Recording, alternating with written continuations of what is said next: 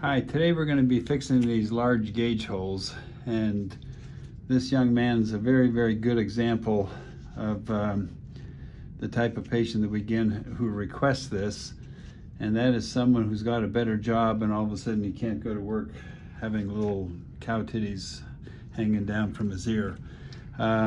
If you look at this is all lined by new skin with scar tissue, and we have to excise all this.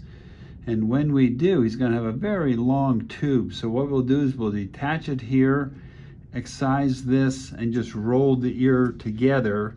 So we'll give him a new, smaller earlobe so he can go and enjoy his new job. And this is a local anesthetic going in, and it stings, but not as much as all the piercings he has.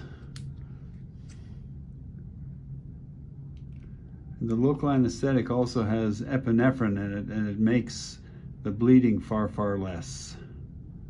Now that the local anesthetic is in, first thing we'll do is we'll just excise the skin around the edge of this. You can see there's a little bit of blood, but it's not very bloody. We've excised the tract here, but if I pull it together like this, I can make this very long nipple looking here. So we're going to cut it across here, and then I will roll the ear to make a small earlobe. Now we're just finishing the closure. You can see how we've rolled this in, and this is going to heal something like this. And this is the last stitch that we're putting in.